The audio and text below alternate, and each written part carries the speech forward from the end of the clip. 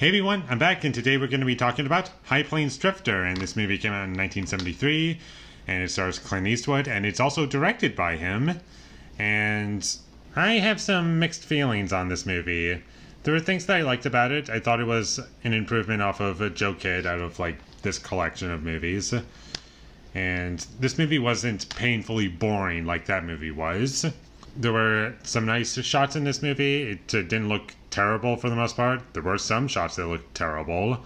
And just about all three of these westerns that came in this collection, I really enjoyed the first half. Well, except for Joe Kidd. The first half worked better than the second half, and I was just more into it because after that first half, it just loses me because I get kind of bored after a while. Because I don't know, something about westerns, maybe it's just not something that's for me. I know they were huge back then, but I don't know.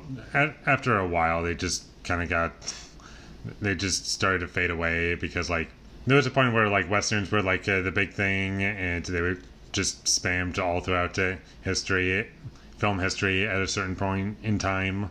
Then after in the 70s or late 60s, somewhere around there, we got a bunch of sci-fi movies, and there was a huge demand for those kinds of movies, which replaced westerns. It was a different time, and out of every western that I've seen, this one doesn't really stand out as terrible or unique or doing something different or giving me something that engages me incredibly. It's just what you would expect, and it's not terrible, and all the best stuff in the movie is in the first half again, and that's when I'm the most into it. And I liked Clint Eastwood in the movie as always, and I think he fit the role very well. And there were some bits of comedy that I thought were pretty funny, and I did think that element helped out my experience a lot. Because without it, I think the movie would just be completely dull and just wasting my time. And I do feel as though, it doesn't conflict with the tone of the movie, because if you take out the humor, it is kind of a really dark movie. And the moments of humor are, the only bright spots that, kind of lighten up the tone a bit. The music in the movie, I don't even remember it. And, the action, it wasn't poorly directed, and it was handled just fine.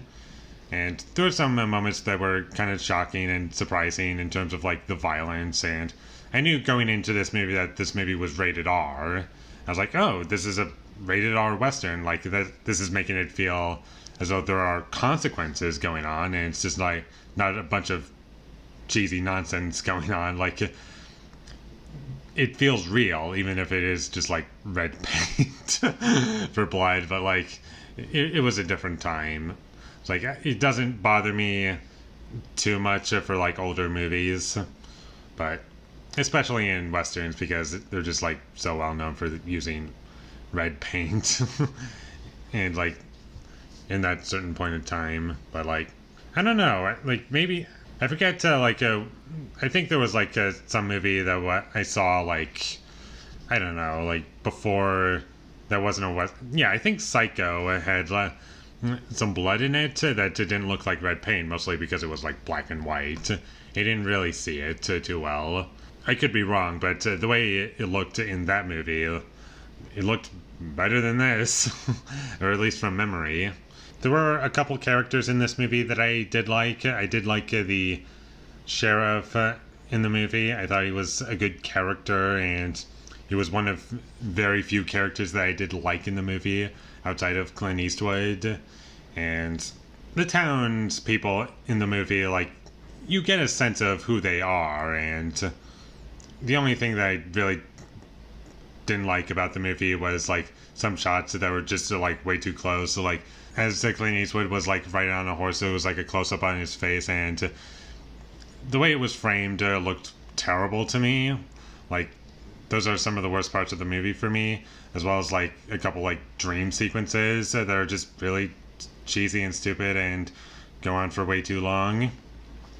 And I'm just okay, let's move this along. This doesn't have to be this long. And with like a lot of movies, I just felt that this movie could have been shorter. Like by the end of when the movie was over, I didn't regret watching it. I'm just not that engaged with it because it's just the same thing over and over again. Not to say that it's repetitive, it's just like it's not showing me anything new that I haven't seen in any other Western. Especially when it comes to presentation. Like if it had like something unique about its story or like presentation, or it had like some nice visuals or memorable music that I felt worked really well, like say the Man with No Name trilogy, like that probably would have helped out my experience a lot. But not with this movie. It's just very hollow in the second half. I wouldn't criticize the first half all that much. I do think the first half is watchable, whereas the second half, it kind of loses me.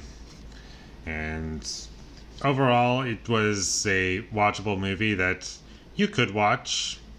It's not the worst thing ever. There are things about it that are good. It's just, I don't know if I'll ever see it again. So I would recommend it, but I'm not gonna rush back to it anytime soon.